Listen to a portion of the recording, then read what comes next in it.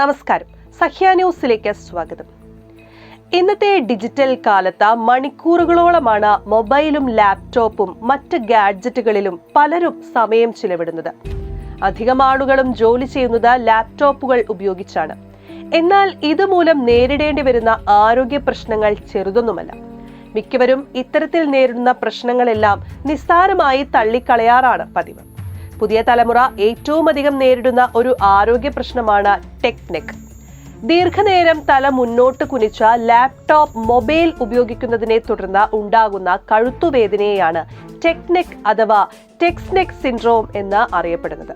കഴുത്തിന് പിന്നിൽ നട്ടെല്ലിന്റെ ഭാഗത്തായി ചെറിയ മുഴ പോലെ കാണുന്നതും ടെക് നെക്കിന്റെ ലക്ഷണമാണ്.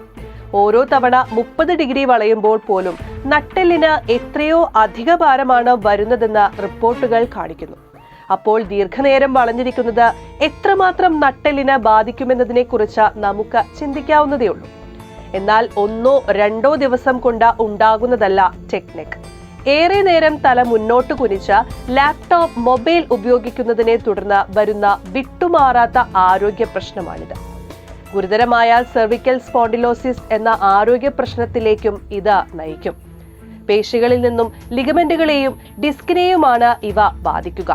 ടെക് നെക്ക് ലക്ഷണങ്ങൾ ഇങ്ങനെയാണ്: കഴുത്തിന് താഴെ വശത്തും തോളിന് മുകളിലുമായി കഠിനമായ വേദന, കഴുത്തിനും തോളുകളുടെ മുകൾ ഭാഗങ്ങളിലും കാഠിന്യം അനുഭവപ്പെടുക, തലവേദന അനുഭവപ്പെടുക, തലകറക്കം പോലെ അനുഭവപ്പെടുക.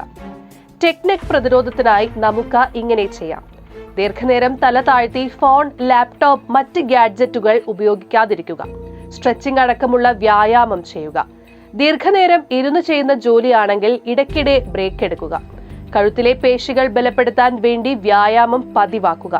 എല്ലിനെ ബലപ്പെടുത്താൻ സഹായിക്കുന്ന തരത്തിൽ ആരോഗ്യകരമായ ഭക്ഷണശീലവും പിന്തുടരുക.